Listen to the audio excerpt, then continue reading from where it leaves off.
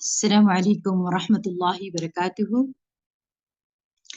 نحمده ونصلي على رسوله الكريم، أما بعد، فأعوذ بالله من الشيطان الرجيم. بسم الله الرحمن الرحيم. رب اشرح لي صدري ويسر لي أمري واحلل عقدة من لساني يفقه قولي. أعوذ بالله من الشيطان الرجيم. بسم الله الرحمن الرحيم. وإذا سالك عبادي عني فإني قريب أجيب دعوة الداع إذا دعان فليستجيبوا لي وليؤمنوا بي لعلهم يرشدون. اور جب میرے بندے آپ سے میرے بارے میں سوال کریں تو کہہ دیجئے، بے شک میں قریب ہوں، میں پکارنے والے کی پکار کا جواب دیتا ہوں۔ جب وہ مجھے پکارے تو ان کو چاہیے کہ وہ میرا حکم مانیں اور مجھ پر ایمان رکھیں تاکہ وہ ہدایت پائیں۔ دعا کیا ہے؟ دعا رب کو پکارنا ہے، اللہ تعالیٰ سے مانگنا ہے، اور انسان کا مانگنا کبھی ختم نہیں ہوتا۔ انسان ہر لمحے اپنے رب کا محتاج ہے، ہر حال میں مسلسل وہ اپنے رب سے مانگتا ہے، اور انسان کو اپنے رب سے مانگتے بھی رہنا چاہیے، ہمیشہ اپنے رب سے ہی مانگتے رہنا چاہیے۔ دعا ایک طرح سے اپنے رب کے ساتھ دلی تعلق کا نام ہے، کبھی نہ ختم ہونے والا قلبی تعلق۔ اور مومن کی زندگی کا کوئی لمحہ اللہ کی پکار سے خالی نہیں ہو سکتا، اللہ کے ذکر سے خالی نہیں ہو سکتا۔ اللہ سبحانہ تعالیٰ دعائیں قبول کرتا ہے۔ اللہ سبحانہ تعالیٰ ہمارے قریب ہے، جو ہماری سنتا ہے، وہ ہمارے دل میں اٹھنے والے خیالات تک کو جانتا ہے، وہ ہماری سرگوشیوں اور مناجات کو سنتا ہے، وہ ہماری دعاؤں کو، ہماری گریہ زاری کو، الحاح و زاری کو اللہ سنتا ہے۔ لہٰذا اگر ہم چاہتے ہیں کہ ہماری دعائیں قبول ہوں تو ہمیں اصرار کے ساتھ دعا کرنی چاہیے، تکرار کے ساتھ اپنی محتاجی کا اظہار کر کے کہ یا رب، ہم بے بس ہیں، ہم محتاج ہیں، ہمیں تیری ضرورت ہے، تو ہمیں عطا فرما، تیرے سوا کوئی نہیں جو ہمیں کچھ دے سکتا ہو، کوئی نہیں جو ہماری مشکلات حل کر سکتا ہو۔ تو جب دعا کے آداب کے ساتھ مانگیں گے تو دعائیں قبول بھی ہوں گی، اور دعا کے آداب کے ساتھ مانگا جاتا ہے تو دعائیں قبول ہوتی ہیں۔ تو آئیے آج ہم دیکھتے ہیں کہ دعا کے وہ کون سے آداب ہیں جن کی پابندی ہمیں کرنی چاہیے تاکہ اللہ سبحانہ و تعالی ہماری دعائیں جو ہے وہ قبول کر لے۔ یاد رکھیے کہ ہر کام کا ایک سلیقہ ہوتا ہے، ایک طریقہ ہوتا ہے، ایک قرینہ ہوتا ہے، ایک ادب ہوتا ہے، اور جب کوئی کام صحیح طریقے پر کیے جائیں تو وہ صحیح نتائج بھی سامنے لاتا ہے۔ دعاؤں کے آداب میں سے ہم سب سے پہلے باطنی آداب کی بات کریں گے کہ ہمارے اندر کیا ہونا چاہیے، ہماری سوچ میں کیا ہونا چاہیے۔ تو پہلی چیز اخلاص اور پوری توجہ کے ساتھ دعا کرنا، یعنی جب بھی ہم اللہ تعالیٰ کی طرف رجوع کریں تو توجہ اور دھیان کے ساتھ دعا کریں، پوری یکسوئی کے ساتھ دعا کریں، یوں ہی چلتے پھرتے غافل دل کے ساتھ دعائیں نہ مانگے۔ سوچ کچھ اور ہے اور مانگ کچھ اور رہے ہوں، وہ زبان کا ذکر تو ہو سکتا ہے اور ہو بھی جائے گا، مگر زبان کا حق ادا نہیں ہوگا۔ قرآن مجید میں اللہ سبحانہ و تعالیٰ فرماتے ہیں وَادْعُوهُ مُخْلِصِينَ لَهُ الدِّينَ، اور اس کے لیے عبادت کو خالص کرتے ہوئے اسے پکارو، یعنی جب دعا کرو تو اپنے اندر اخلاص پیدا کرو۔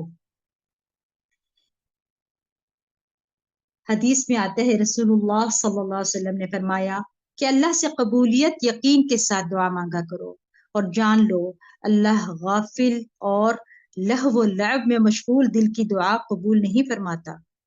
یعنی آپ اللہ کی طرف یکسو ہو کر متوجہ نہیں ہیں، آپ کا دل کہیں اور مشغول ہے اور آپ دعا مانگ رہے ہیں، تو یہ کافی نہیں ہے۔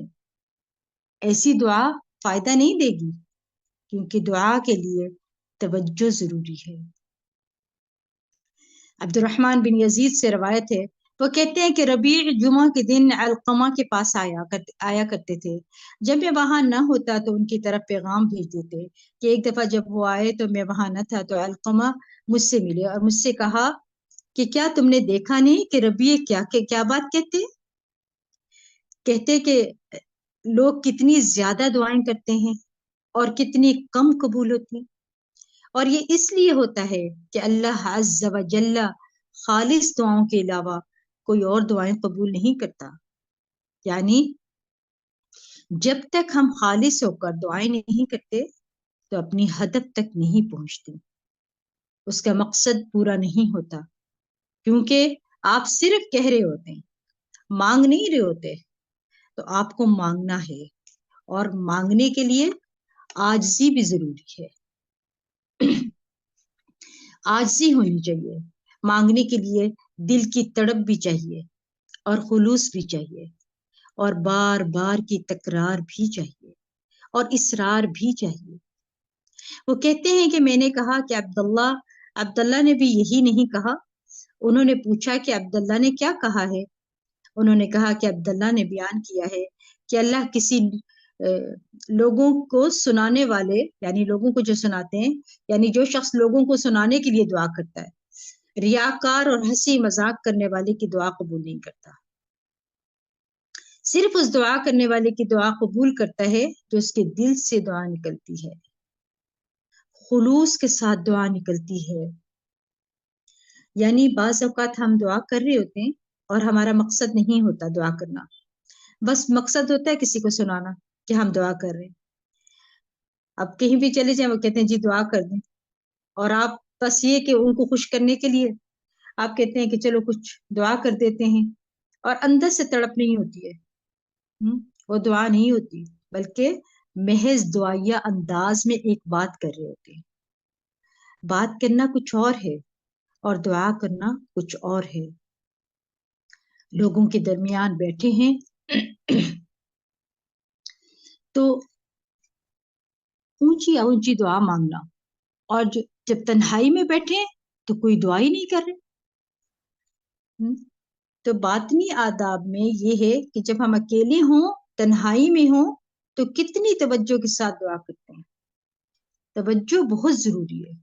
اور دوسری بات یہ ہے کہ سچے دل سے دعا کرنی ہے، سچے دل کے ساتھ، قبولیت یقین کے ساتھ دعا کرنی ہے، اور دعا کی قبولیت کے بارے میں پریشان نہیں ہونا چاہیے۔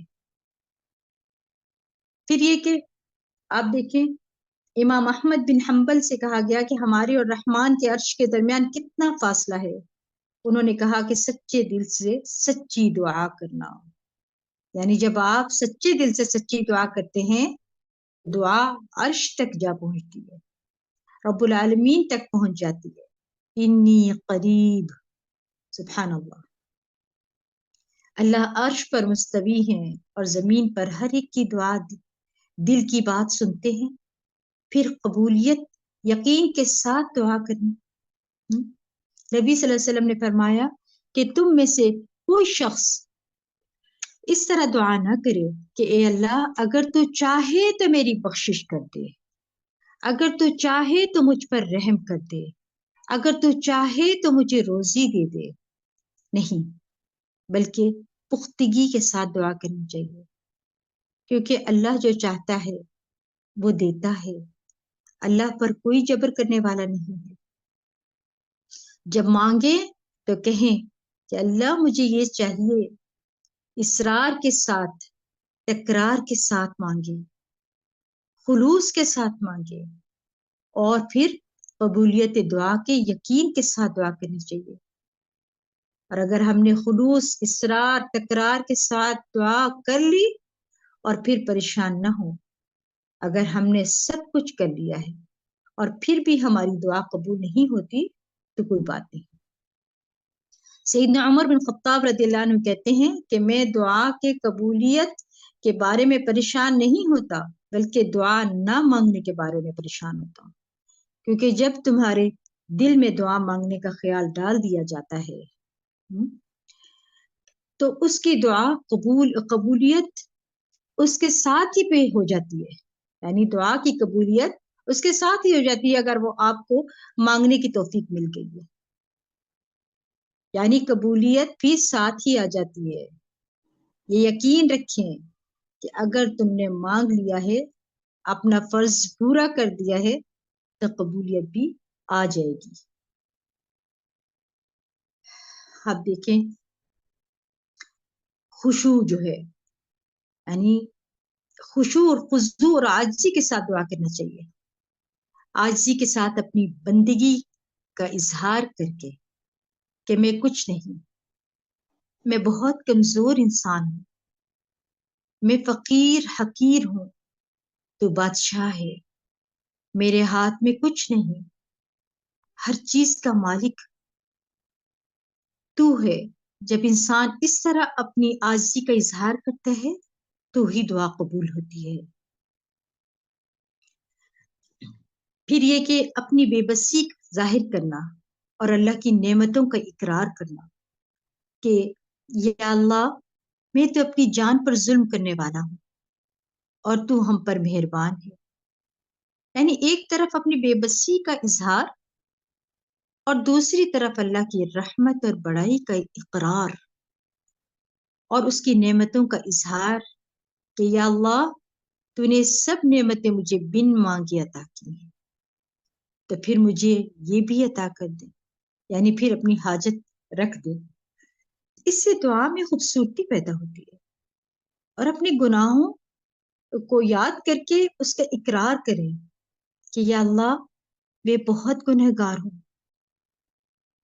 میں نے اپنی جان پر بڑا ظلم کیا ہے، یا اللہ میرے سے بہت سی زیادتیاں ہوئی ہیں، میرے منہ سے یہ الفاظ نکل گئے تھے، فلاں شخص کا میں نے دل دکھایا تھا، یا اللہ میری نماز لیٹ ہو گئی تھی، وقت پر میں نے نماز نہیں پڑھی، اللہ مجھے قرآن بھی صحیح نہیں پڑھنا آتا،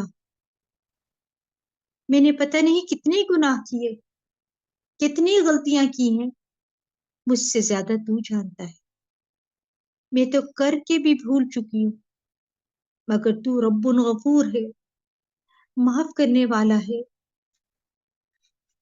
تو غفور الرحیم ہے۔ تو فرماتا ہے فاعترفت بذنبی، اے اللہ میں اپنے گناہ کا اقرار کرتی ہوں، اللہ تو مجھے بخش دے۔ پھر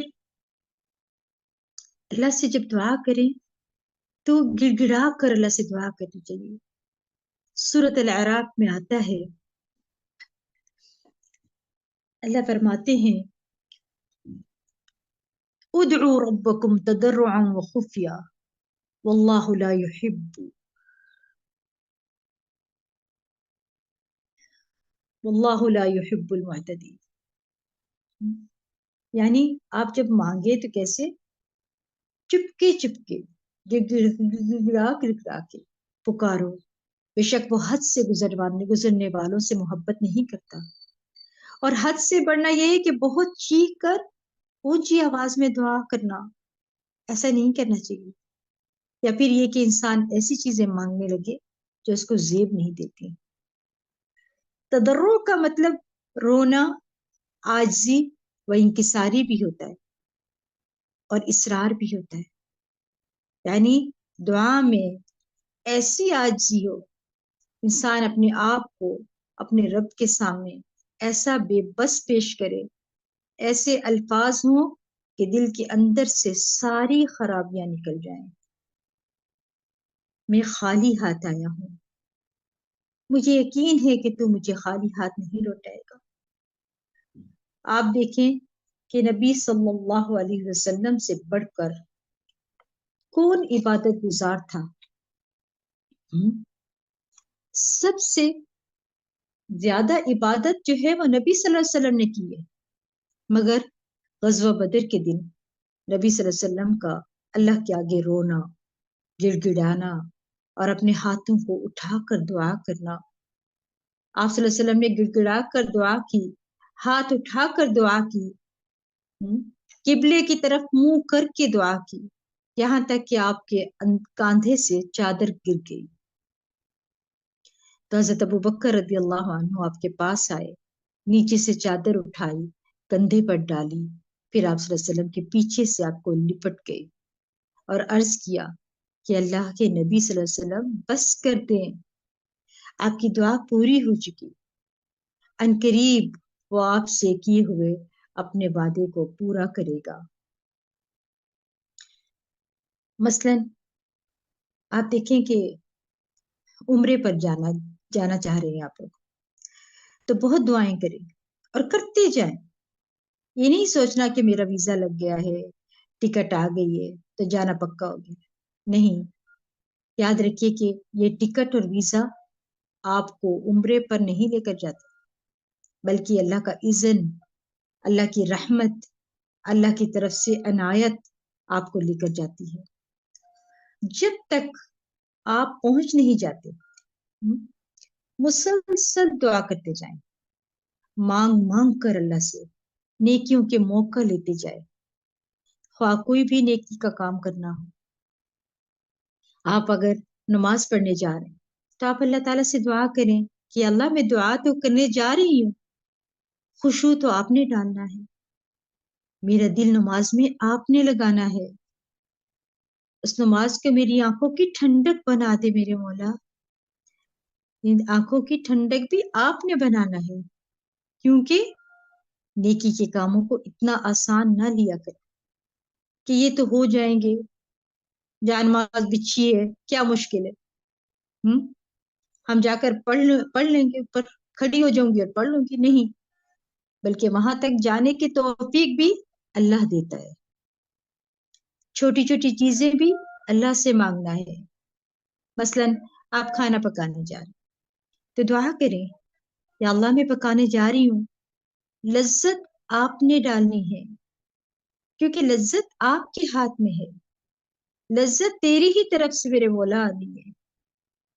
آپ بازار جا رہے ہیں یا کوئی بھی کام کر رہے ہیں، اللہ تعالیٰ سے دل میں دعا کریں، اپنا تعلق اللہ سے قائم کریں، اللہ تعالیٰ کو اپنے دل کے قریب محسوس کیا کریں.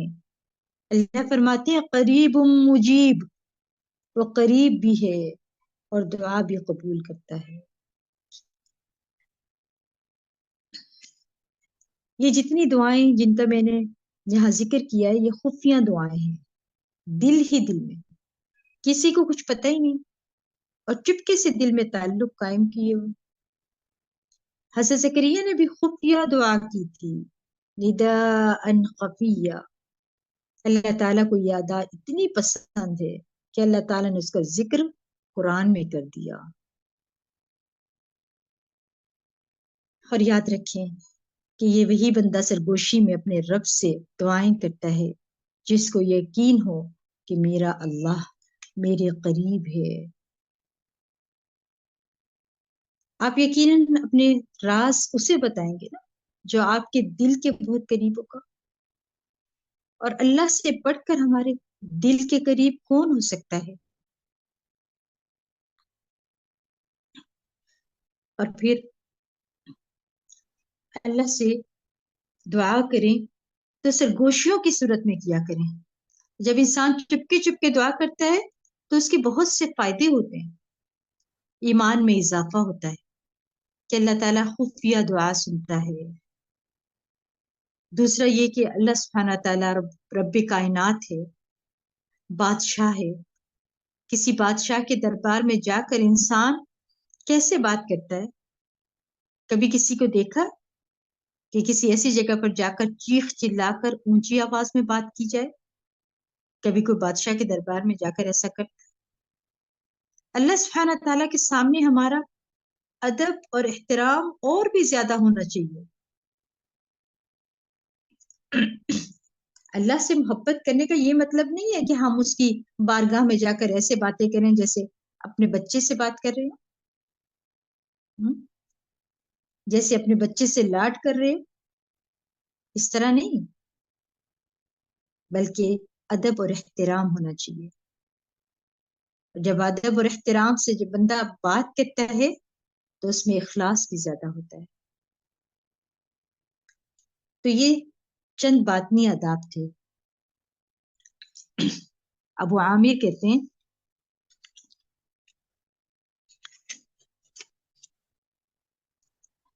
جب وہ ابو عامر جب شہید ہوئے نا تو ابو موسیٰ اشعری رضی اللہ عنہ نے آ کر نبی صلی اللہ علیہ وسلم کو خبر دی اور کہا کہ ابو عامر نے کہا ہے آپ سے جا کر کہنا کہ میرے لیے استغفار کرے، اب وہ شہید ہو چکے. تو انہوں نے ان کے لیے استغفار کیا. تو ہم دعاؤں کے لیے دوسروں کو بھی کہہ سکتے ہیں. ظاہری آداب میں جو ہے یہ تو ہم نے بات نہیں پڑھا ہے، اب یہ دیکھیں ظاہری آداب، آپ دعا کبھی بھی مانگ سکتے ہیں وضو ہو یا نہ ہو، لیکن اگر آپ کوئی خاص دعا یا کوئی خاص حاجت مانگنا چاہتے ہیں تو آپ باوضو ہو کر، پاک صاف ہو کر اللہ تعالیٰ کے حضور بیٹھ کر نماز پڑھ کر دعا کریں. اور یہ باوضو ہو کر دعا مانگنا مستحب عمل ہے، فرض نہیں ہے، یعنی لازم نہیں ہے. اور اگر وضو نہ کر سکیں تو کوئی حرج نہیں. اور اسی طرح قبلہ رخ ہو جانا چاہیے. قبلہ رخ ہو جانا افضل ہے، یہ بھی مستحب کی طرح ہے. اگر نہ ہو تو کوئی حرج نہیں، کسی بھی جگہ کسی بھی طرف رخ کر کے دعا کر سکتے ہیں. ایک مرتبہ نبی صلی اللہ علیہ وسلم بارش کے لیے دعا کر رہے تھے، اس وقت ان کا چہرہ مشرق کی طرف تھا، کیونکہ خطبے کے وقت الگ جو ہے وہ ڈائریکشن ہوتی ہے نا، ہر انسان کھڑا ہوتا ہے اس لیے. مگر جب آپ قبلہ رخ ہو کر عبادت کرتے ہیں تو آپ کے اندر پازیٹیو انرجی آتی ہے، آپ کا فوکس بڑھ جاتا ہے. اس لیے بہتر ہے قبلے کی طرف رخ کر لے. اور اگر نہیں ہے تو کوئی حرج نہیں ہے، کوئی ضروری نہیں ہے کہ آپ کو لازماً اس طرح کرنا ہے.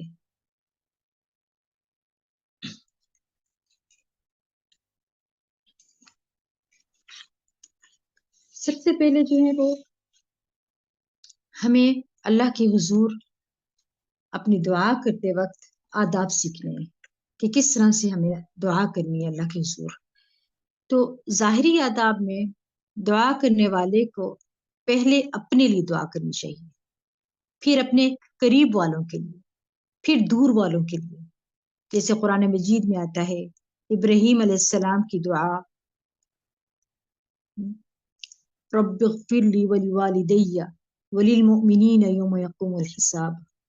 اللہ مجھے بخش دے، میرے والدین کو بخش دے اور سارے مومنوں کو بخش دے قیامت کے دن.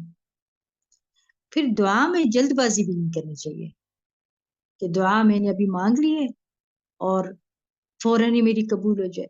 انتظار کریں، اپنا لول رب کے ساتھ لگائے رکھیں، دعا کیے تو انتظار بھی کریں، لیکن جلدی نہیں کرنی، کیونکہ جو وقت آپ کے لیے صحیح ہے اسی وقت میں ہوگا. آپ جتنا بھی سمجھ لیں کہ میرے لیے ٹھیک ہے، لیکن جو ٹھیک اللہ کو لگ رہا ہے وہ اسی وقت میں آپ کے لیے آپ کو عطا کرے گا وہ سب. پھر اسی طرح تکرار اصرار سے دعا کرنا، ہر دعا کو نہیں، یہ نہیں کہ ہر دعا میں پھر، مگر خاص دعا کو. نبی صلی اللہ علیہ وسلم نے فرمایا کہ جو شخص 3 مرتبہ جنت مانگے، اللہم انی اسألک الجنت الفردوس کہہ لیں، یا پھر اللہم انی اسألک الجنہ، اللہم انی اسألک الجنہ، تو جنت کہتی ہے ادخلہ الجنہ، اللہ سے کیا کہتی ہے کہ اللہ تو اس کو جنت میں داخل کر دے. اللہ کے حضور پھر دعا کرتی ہے. بلکہ اسی طرح جو ضرورت ہو ایک دفعہ کثرت سے دعا مانگی جائے. یعنی دیکھیں ایک دفعہ نہ دعا مانگے بلکہ کیا کریں، کثرت کے ساتھ دعا مانگے. ابو درداء کہتے ہیں کہ جو کثرت سے دعا مانگے تو قریب ہے کہ اس کی دعا دروازہ کھٹکھٹائے، تو قریب ہے کہ دروازہ کھول دیا جائے، اور جو کثرت سے دعا کرتے ہیں اللہ ان کی دعا قبول بھی کرنی جاتی ہے۔ پھر اسی طرح دعا کرنے میں پوری کوشش لگا دینا چاہیے، اللہ کی رحمت سے مایوس نہیں ہونا چاہیے، اور یہ نہیں کہنا چاہیے کہ اتنا عرصہ ہو گیا ہے دعا مانگتے ہوئے۔ اللہ کی رحمت سے مایوس نہیں ہونا چاہیے، یہ نہیں کہنا چاہیے کہ مانگتے ہوئے اتنا عرصہ ہو گیا ابھی تک قبول ہی نہیں ہوئی۔ یعقوب علیہ السلام نے کتنا عرصہ دعا مانگی؟ بعض کہتے ہیں کہ 40 سال کے بعد دعا قبول ہوئی تھی۔ بچپن میں حضرت یوسف علیہ السلام گئے تھے، کتنا عرصہ جیل میں رہے، پھر کتنا عرصہ جب تک بادشاہ نہیں بنے وہ دعا مانگتے رہے۔ اللہ کو بہتر پتا تھا کہ کس وقت میں ان کی دعا کو قبول کرنا ہے۔ پھر حلال روزی کا اہتمام بھی کرنا ہے۔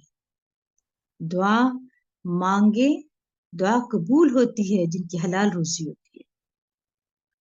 پھر اسی طرح خوشحالی اور آسودگی میں بکثرت دعا کرنا چاہیے، اور دعا کرتے رہنا چاہیے، خاص طور پر آخرت کی دعائیں۔ رسول اللہ صلی اللہ علیہ وسلم نے فرمایا کہ جو یہ چاہتا ہو کہ اللہ خوشی اور غم کے وقت دعا قبول کر لے تو اسے چاہیے کہ خوشحالی اور آسودگی میں دعا مانگے، یعنی بکثرت مانگے۔ پھر اسی طرح اپنے نفس اور اہل و عیال کے لیے بد دعا نہ کرے۔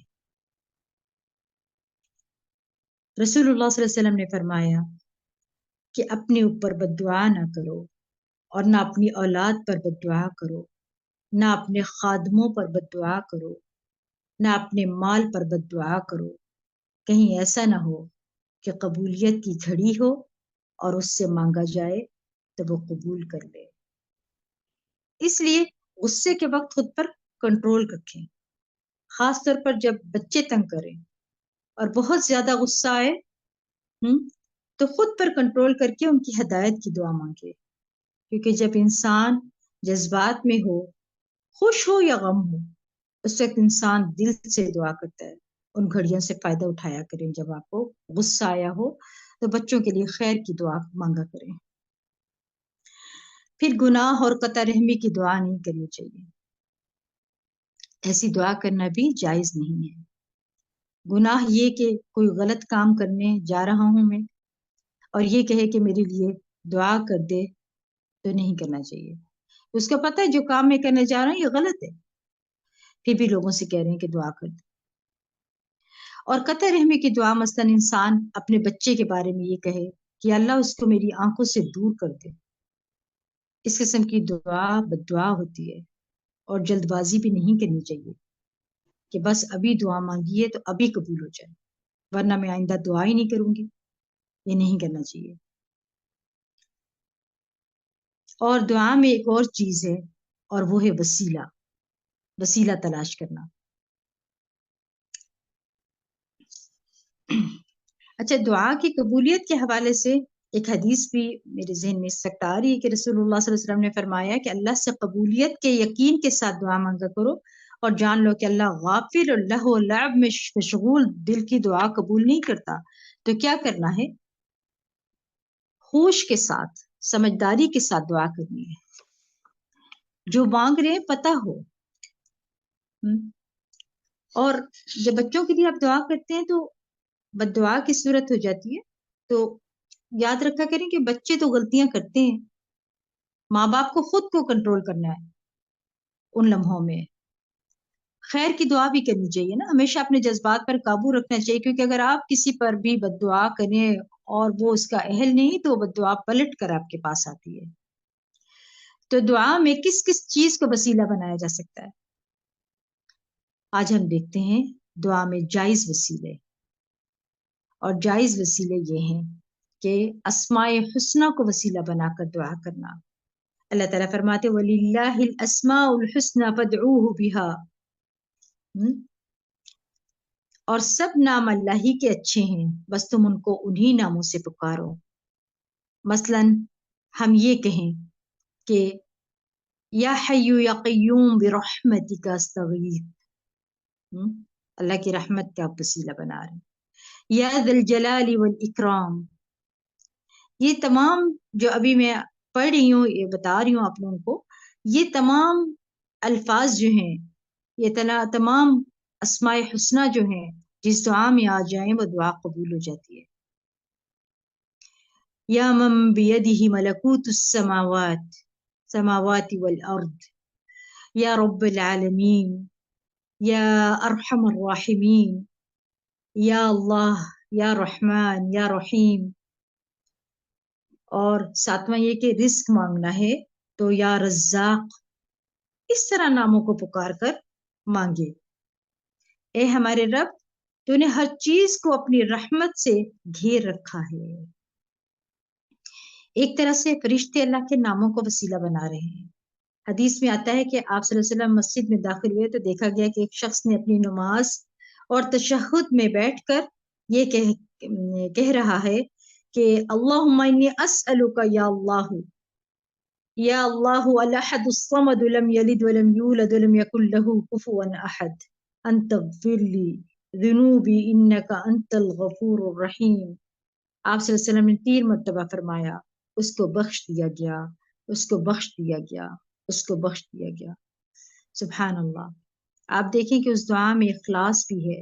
یا اللہ الاحد الصمد الذي لم يلد ولم يولد ولم يكن له كفوا احد. توحید جو ہے وہ خالص اقرار کے دعا مانگی.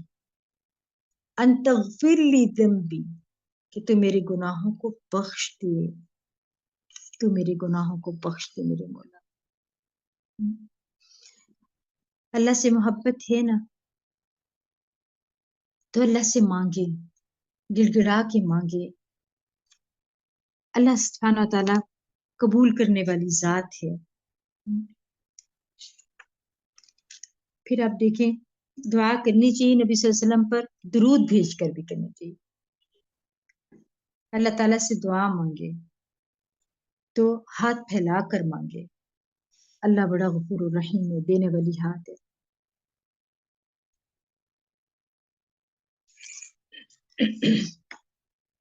نبی صلی اللہ علیہ وسلم نے فرمایا کہ اے میرے رب، تو اس کے رب نے فرمایا کہ اس کا بندہ جانتا ہے کہ میرا ایک رب ہے جو گناہ کی وجہ سے سزا بھی دیتا ہے. میں نے اپنے بندے کو معاف کر دیا کیونکہ میرے بندے کو یقین تھا کہ میرا رب بخشش فرمانے والا ہے، اس لیے وہ میرے پاس آیا ہے، لہٰذا میں نے اسے بخش دیا ہے، میں نے اسے بخش دیا ہے. پھر آپ دیکھیں کہ کچھ ایسے بھی وسیلے ہیں جو جائز نہیں ہیں، ان کا بھی پتہ ہونا چاہیے.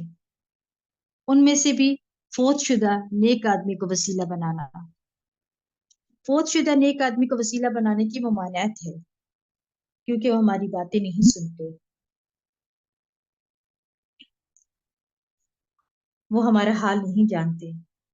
قرآن مجید میں سورۃ الفاتر میں آتا ہے والذین تدعون من دونه ما یملکون من قطمیر ان تدعوهم لا يسمعون دعاءکم ولو سمعوا ما استجابوا لكم ويوم القيامة يكفرون بشرككم ولا ينبئك مثل خبير. آپ دیکھیں کہ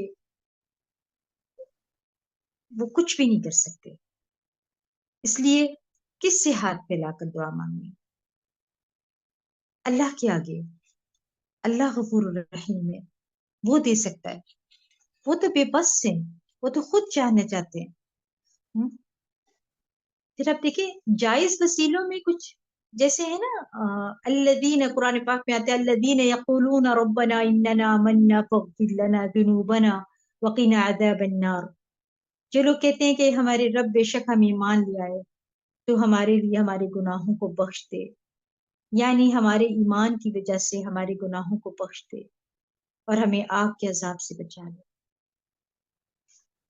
پھر زندہ لوگوں سے دعا کروانا، اگر نیک لوگوں میں سے اگر کوئی بندہ زندہ ہے، توحید والا ہے، سارا وقت عبادت میں لگا رہتا ہے، کوئی غیبت چغلی نہیں کرتا، مثلا نانا نانی، دادا دادی یا ماں باپ زندہ ہیں اور آپ دیکھتے ہیں کہ وہ ہر وقت عبادت میں مشغول ہیں، تسبیح کرتے رہتے ہیں، یا وہ قرآن پڑھ رہے ہیں یا نماز پڑھ رہے ہیں اور عمر کے اس حصے کو پہنچ گئے ہیں کہ کوئی اور کام، کسی اور کام میں مشغول نہیں رہتے سوائے عبادت کے، ٹھیک ہے، تو ان سے بھی خاص دعا کروانی چاہیے، ان سے کروائی جا سکتی ہے۔ ان کے پاس جا کر آپ کہیں کہ ہمارے لیے دعا کر دیں، تو یہ ایک طرح سے ان کا وسیلہ پکڑے۔ مثلا آپ ان سے یہ کہہ سکتے ہیں کہ آپ ہمارے لیے دعا کریں کہ وہ ہمیں بخش دیں۔ اگر رزق کا کوئی معاملہ ہے یا شفا چاہیے تو آپ کہہ سکتے ہیں کہ دعا کریں، اللہ تعالیٰ میری بیماری کو دور کر دے، مجھے شفا دے دے، آپ میرے لیے دعا کر دیں۔ یہ جو بھی انسان کو مسئلہ ہو، حضرت عمر رضی اللہ عنہ نے نبی صلی اللہ علیہ وسلم کے چچا حضرت عباس کو وسیلہ بنایا تھا، یعنی ان سے دعا کروائی تھی، مگر صرف دعا کا ایک دوسرے کو کہنا رسم بن گیا ہے، ہر وقت دعا کا کہتے رہتے ہیں، اس کو رسم نہ بنائیں، دعا ضرور کریں، دوسروں کے لیے فرشتے آپ کے لیے دعا کریں گے، آپ کو فائدہ ہے غیب میں کسی کے لیے دعا کرنا، کیونکہ فرشتے آپ کے لیے دعا کر رہے ہیں، بس اس کو رسم نہ بنائیں۔ لوگوں نے اس میں بھی شدت اختیار کر لی ہے، ہر وقت کہتے رہتے ہیں دعا کے لیے، یا پھر یہ کہنا کہ شروع کر دیتے ہیں کہ کسی کو بھی نہ کہو دعا کے لیے۔ یہ دونوں طریقے جو ہیں غلط ہیں، اعتدال میں رہنا چاہیے، ہمیشہ اعتدال میں۔ اور پھر ناجائز وسیلوں میں یہ دیکھیں کہ لوگ کہتے ہیں کہ ہم بزرگوں کی قبر پر اس لیے جاتے ہیں کہ وہاں پر دعائیں قبول ہوتی ہیں۔ پہلی بات تو یہ کہ کہاں سے پتہ چلی یہ بات آپ کو کہ وہاں پہ دعائیں قبول ہوتی ہیں؟ دوری جاہلیت میں لوگ جو ہے نیک لوگوں کی بت بنا لیتے تھے اور کہتے تھے کہ ہم ان کی پوجا کرتے تھے، اور کہتے تھے کہ ہم ان کو خدا نہیں سمجھتے بلکہ ہم یہ سمجھتے ہیں کہ ان کی سفارش سنی جاتی ہے۔ اللہ تعالیٰ فرماتے ہیں وَإِذَا سَأَلَكَ عِبَادِي عَنِّي فَإِنِّي قَرِيبٌ، اور کوئی واسطہ اور وسیلہ درمیان میں نہیں ہے، جب وہ قریب ہے تو پھر کسی اور کو بیچ میں لانے کی کیا ضرورت ہے؟ جو دعا آپ اپنے لیے کر سکتے ہیں وہ کوئی اور نہیں کر سکتا، جو غم آپ کے دل میں ہے اس کو کوئی اور محسوس نہیں کر سکتا۔ جب آپ ٹوٹے دل کے ساتھ، عاجزی و انکساری کے ساتھ تڑپ کر گڑ گڑا کر مانگیں گے تو کیوں نہیں سنے گا اللہ؟ بِإِذْنِ اللہ وہ دعا ضرور قبول کرے گا۔ پھر دوران سجدہ رسول اللہ صلی اللہ علیہ وسلم نے فرمایا جہاں تک سجدے کا تعلق ہے تو اس میں بھی خوب دعا کرو، یہ دعا اس لائق ہے کہ تمہارے حق میں قبول ہو۔ اس سے کیا سمجھ آتا ہے کہ سجدوں میں دعائیں کرنی ہے، اور سجدے کی حالت میں انسان اللہ کے بہت قریب ہوتا ہے، تو اس وقت خوب دعائیں کرنی چاہیے۔ کچھ لوگوں کو سوال ہوتا ہے کہ اس میں ہم قرآنی دعائیں کر سکتے ہیں، تو بالکل کر سکتے ہیں، مگر صرف دعا کے الفاظ، مگر تلاوت نہیں کر سکتے۔ دعائیں یا قرآنی ہو یا مسنون ہو، کوئی بھی دعا آپ کر سکتے ہیں، مگر اس کو معمول نہیں بنانا آپ نے اس طرح سے کہ اپنے جو ہے وہ سجدے کے نماز کے بعد جو ہے لمبے لمبے سجدے کرتے ہیں اور اس میں بھی یہ کرتے رہتے ہیں۔ اگر اپنی ویسے اپنی کوئی بھی دعا اپنی زبان میں مانگ رہے ہیں، کچھ کر رہے ہیں، تو آپ بعد میں بے شک کتنا مرضی لمبا سجدہ کر لیں، لیکن نماز کے دوران جتنا بھی آپ پڑھیں، سجدے کے دوران کوشش کریں کہ جامع دعائیں ہیں قرآن کی بھی اور جامع دعائیں ہیں آپ کے پاس مسنون بھی، ان کو پڑھیں، جتنا لمبا سجدہ کریں بے شک ہر سجدے میں پڑھیں، اور اپنے والدین کے لیے بھی، اپنی مغفرت کے ساتھ والدین کے لیے بھی دعا کرتے رہیں۔ اچھا، یہ جو کسی سے دعا کے کہنے کا مسئلہ ہے نا، جائز تو ہے لیکن خلاف اولا ہے۔ بہتر یہی ہے کہ بندہ خود دعا کرے، دعا کا کہتے رہنے کی عادت بھی نہیں ہونی چاہیے۔ ویسے تو ہر وقت دعا کی جا سکتی ہے، مگر دعا کی قبولیت کے اوقات بھی ہیں جن میں سب سے پہلے آذان ہے۔ حدیث میں آتا ہے کہ آذان اور اقامت کے درمیان دعا رد نہیں کی جاتی، لیکن پہلے آذان سنیں، پھر آذان کے بعد والی دعا پڑھیں، پھر درود پڑھیں، دعا جو ہے اس کے بعد مانگے تو قبول ہونی چاہیے۔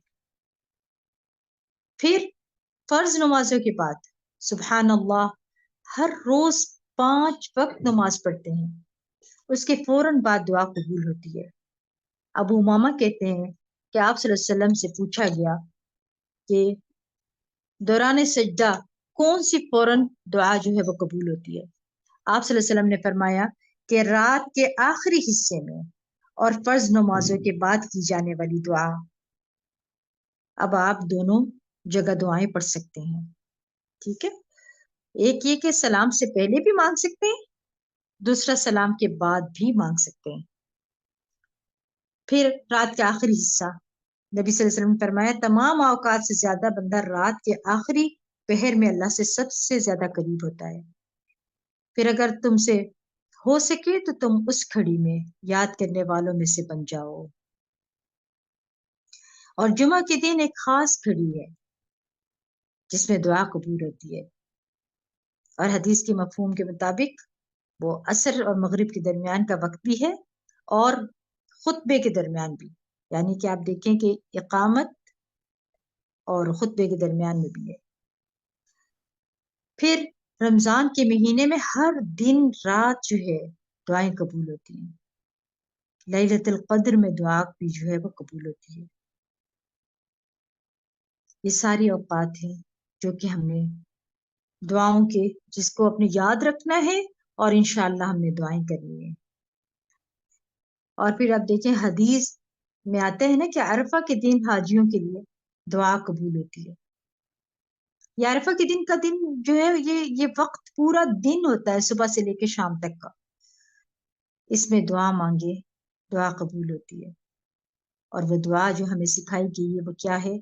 لا الہ الا اللہ وحدہ لا شریک لہ لہ الملک ولہ الحمد وہو علی کل شیء قدیر۔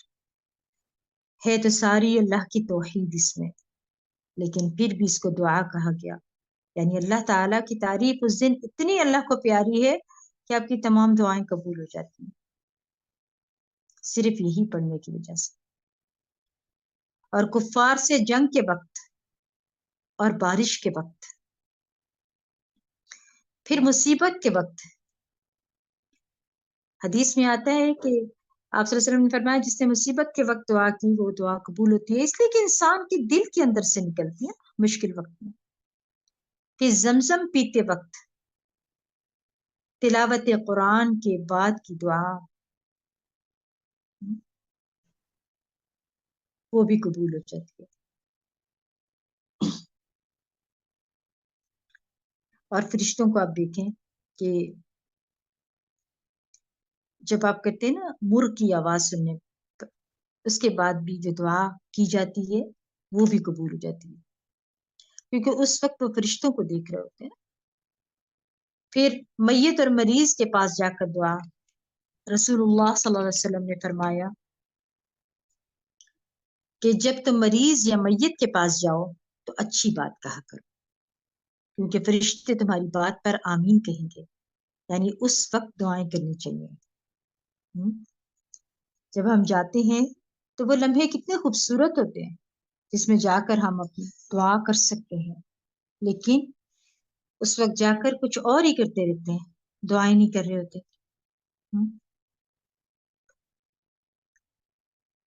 اور پھر آپ دیکھیں کہ جب ہم دعا مانگتے ہیں تو ہمیں چاہیے کہ یا ذی الجلال والاکرام کو لازم پکڑ لیں۔ آپ نے فرمایا کہ ان ناموں کے ساتھ چمٹے رہو، یعنی روزانہ ان ناموں کے ساتھ اللہ تعالیٰ سے دعا کرنی چاہیے۔ پھر یہ کہ ادب کے ساتھ اللہ سے دعا کرنی چاہیے، ادب کے ساتھ۔ اور یہ بہت ضروری ہے کہ ادب انسان کے اندر ہونا بہت ضروری ہے۔ اللہ تعالیٰ سے دعا ہے کہ اللہ تعالیٰ ہمیں صحیح طریقہ سکھا دے کہ دعائیں کس طرح مانگنی ہے، اور اللہ ہماری دعاؤں کو قبول بھی کرے۔ پھر مظلوم کی دعا جو ہے وہ بھی قبول ہوتی ہے، اس میں حضرت نوح علیہ السلام کی مثال بھی ہے ہمارے سامنے۔ پھر مسافر کی دعا،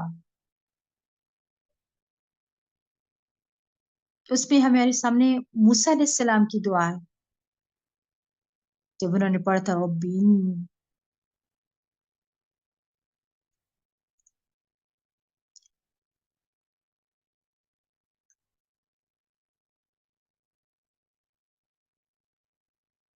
والد کی اپنے اولاد کے لیے دعا، اس میں ملا مثال ہے ابراہیم علیہ السلام کی دعا، ربنا اغفر لي ولوالدي وللمؤمنين يوم يقوم الحساب، یہ جو ہے نا رب اجعلني مقيم الصلاة، یہ والی دعا۔ پھر وہ لوگ جن کی دعا قبول ہوتی ہے وہ کون لوگ ہیں؟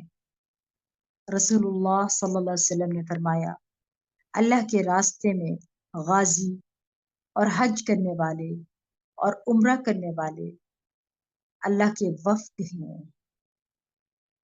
اللہ نے انہیں بلایا اور انہوں نے اس دعوت کو قبول کر لیا، اور پھر انہوں نے جب اللہ سے مانگا تو اللہ نے قبول کر لیا۔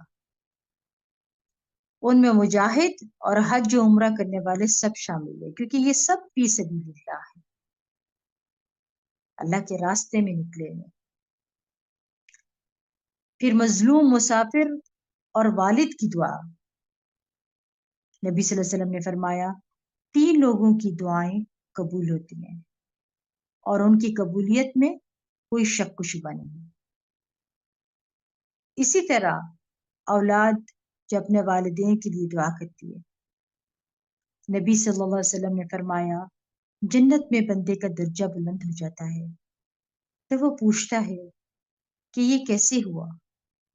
تو کہا جاتا ہے کہ تمہاری اولاد نے تمہارے حق میں مغفرت کی دعا کی ہے۔ پھر اسی طرح کسی کی غیر موجودگی میں اس کے لیے دعا مانگنے والا، یہ بھی غیب کی جو دعائیں ہیں وہ قبول ہو جاتی ہیں۔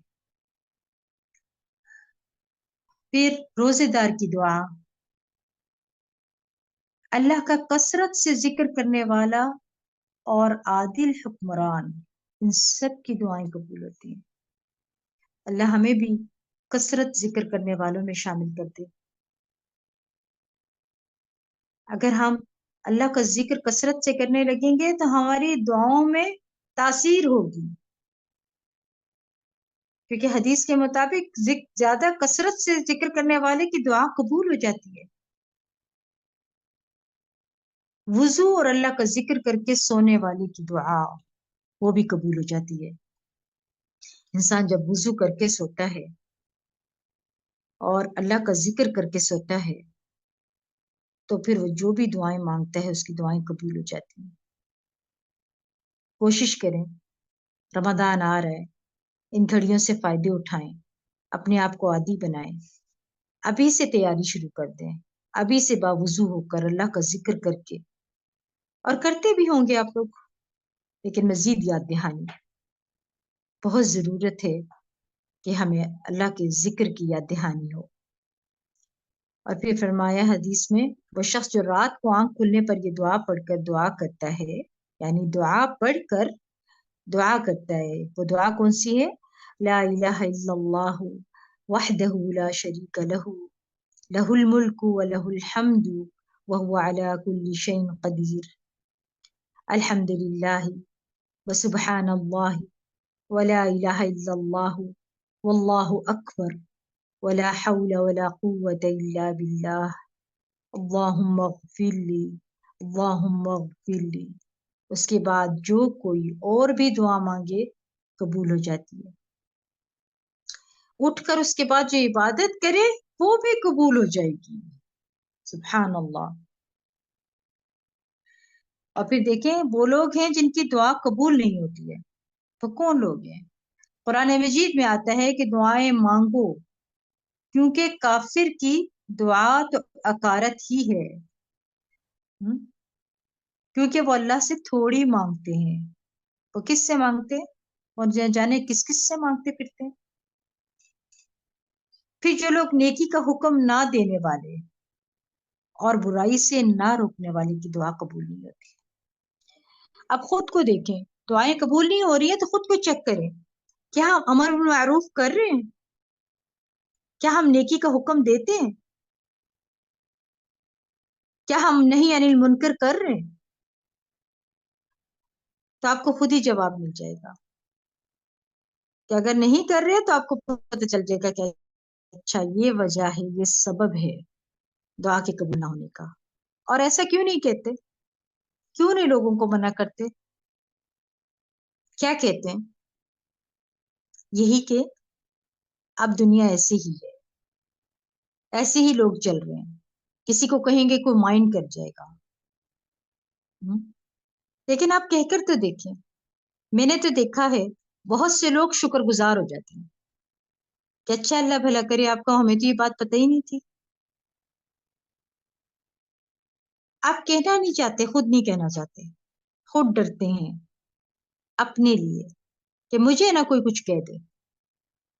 لیکن یہ نہیں سوچتے کہ اللہ کی ناراضگی کا سبب ہے. کیونکہ اللہ نے کہا خیر امتی اخرجت للناس، کیوں پیدا کی تھی امت؟ تاکہ کیا ہے، امر بالمعروف کرے اور نہیں عن المنکر کرے. یہ نہ کرنے کی وجہ سے آج دعائیں قبول نہیں ہوتی. پھر جو لوگ دعا یعنی کرتے ہیں لیکن توجہ کے ساتھ نہیں کرتے ہیں، ادھر ادھر دھیان دے کر یا کسی کھیل میں لگے ہوتے ہیں، اس طرح سے دعائیں نہیں کرتے ہیں، اس طرح سے استغفار نہیں کرتے ہیں کہ جیسے کرنے کا حق ہے.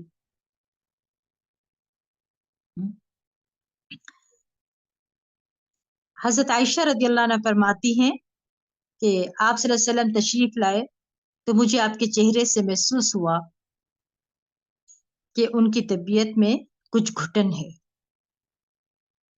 آپ صلی اللہ علیہ وسلم نے وضو کیا اور بات کیے بغیر چلے گئے.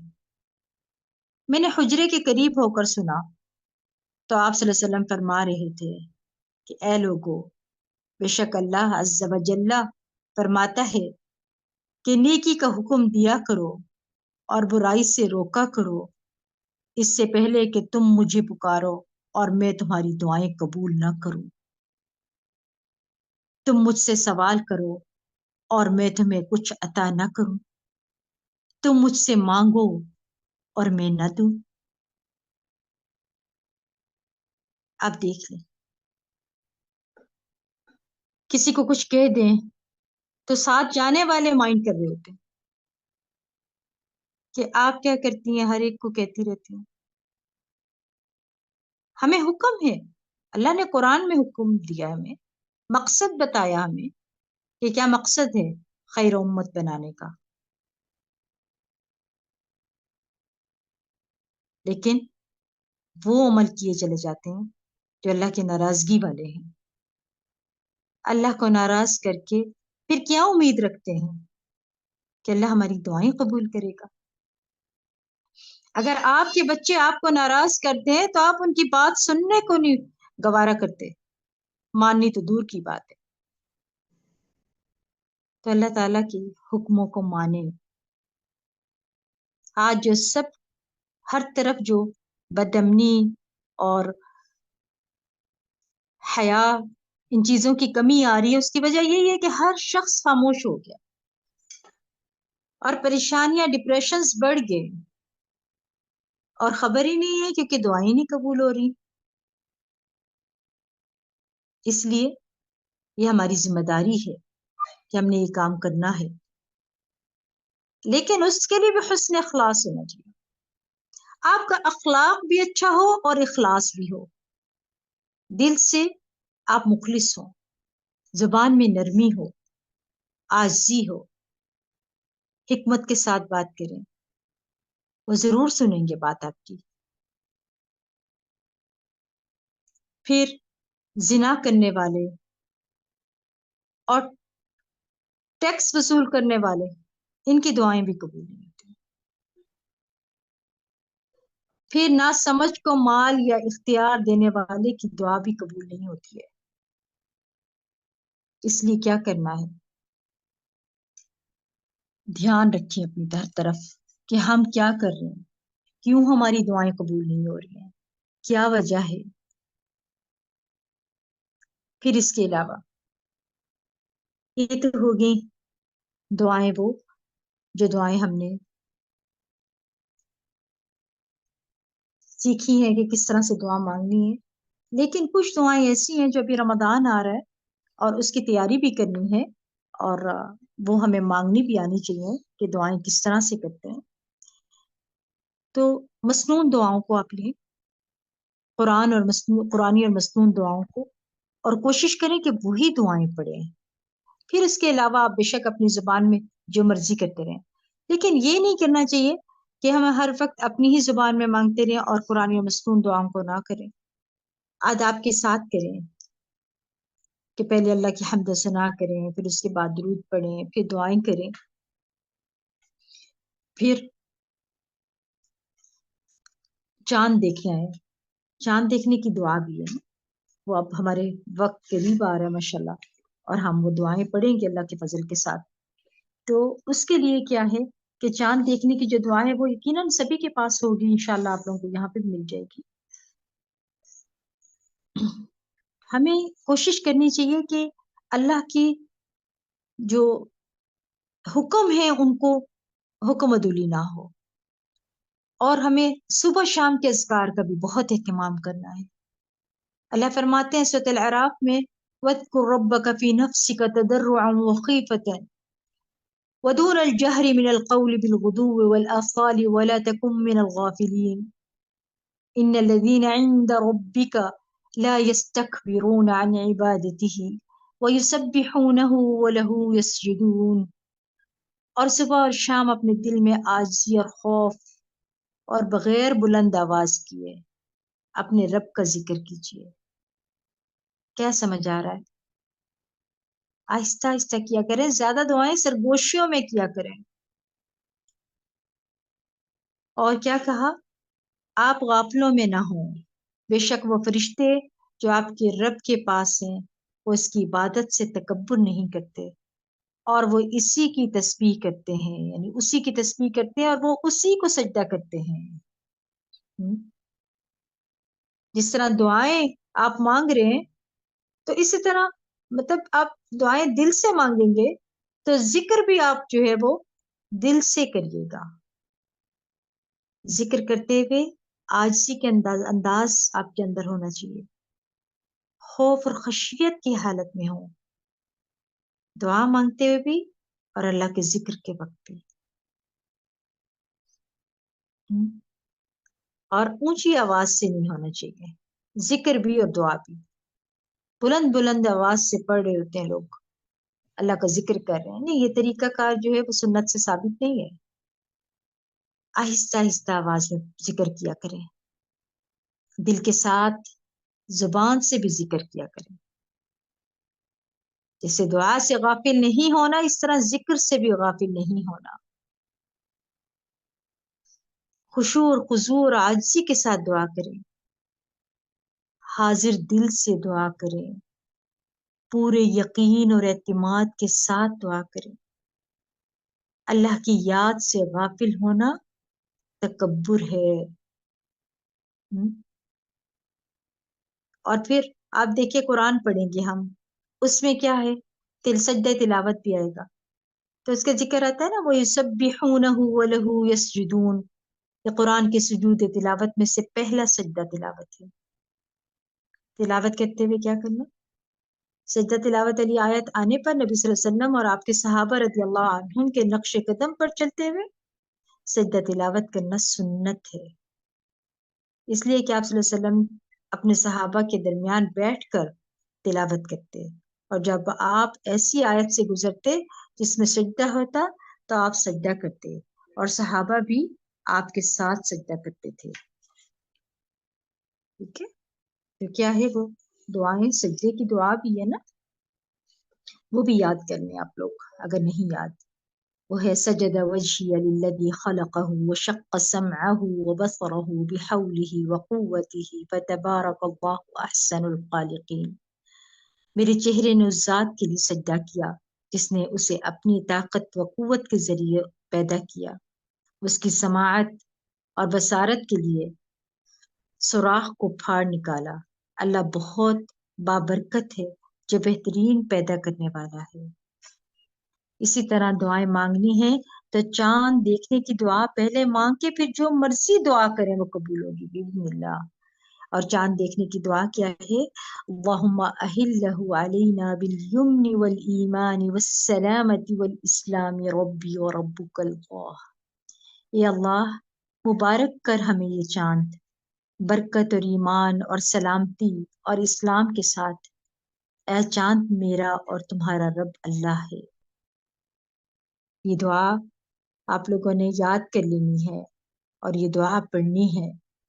اسی طرح روزہ جب افطار کریں گے اس وقت بھی دعا کو اہتمام کرنا ہے، آداب کے ساتھ، عاجزی کے ساتھ، انکساری کے ساتھ، وقت پر بیٹھ کر اللہ کے حضور اپنے ہاتھوں کو بلند کر کے تڑپ کر. اس وقت تو ایسی کیفیت ہو جاتی ہے، خوشی کا ایسا لمحہ قریب آنے والا ہوتا ہے کہ دل کے اندر سے دعائیں نکلتی ہیں، بے شک آنکھوں سے آنسو بھی جاری ہو جاتے ہیں. اس وقت یہ دعا کرنی ہے ذهب الظمأ وابتلت العروق وثبت الاجر انشاءاللہ. یعنی پہلا گھونٹ پانی کا پیتے ہی آپ دعا کریں، پیاس بجھ گئی، رگیں تر ہو گئیں اور اللہ نے چاہا تو اجر بھی ثابت ہو گیا. بہت بڑی بات ہے، سبحان اللہ. جب بسم اللہ پڑھتے ہیں اس وقت بھی دعا کرتے ہیں. دعا لوگ خالی بسم اللہ الرحمن الرحیم پڑھ کے تو کھانا شروع کر دیتے، نہیں. سنت کے مطابق جو دعا ہے وہ بسم اللہ وعلی برکت اللہ یہ دعا ہوتی ہے. یہ پڑھ کر آپ شروع کریں اور پھر بھی دعا پڑھیں. روزہ کھلوانے والے کے لیے بھی دعا آپ نے سیکھنی ہے، اس لیے کہ وہ بندہ اجر کمانے کے لیے آپ کو بلا رہا ہے. اللہ اس کو اجر تو دے دے گا لیکن آپ کو بھی حکم ہے کہ آپ جب جائیں تو ان کے لیے دعا کریں. افطر عندکم الصائمون واکل طعامکم الابرار وتنزلت علیکم الملائکہ. روزے اور تمہارے ہاں افطار کیا،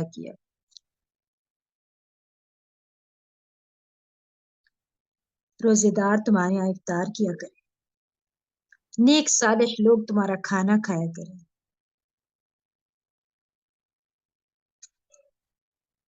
اور رحمت کے فرشتوں نے تم پر نزول ہوا. یہ سب تمام دعائیں جو ہیں وہ کیا ہیں آپ نے رمضان میں کرنی ہے. شب قدر کی بھی دعا ہے نا، اللہم انک عفو تحب العفو فاعف عنی. اللہ تعالیٰ ہم سب کی دعاؤں کو قبول کرے. اللہ ہمیں توفیق دے کہ ہم دعاؤں کو مانگتے رہیں. آج کے لیے اتنا ہی. وآخر دعوانا الحمد للہ رب العالمین. سبحانک اللہم وبحمدک اشہد ان لا الہ الا انت استغفرک واتوب الیک. السلام علیکم ورحمۃ اللہ وبرکاتہ.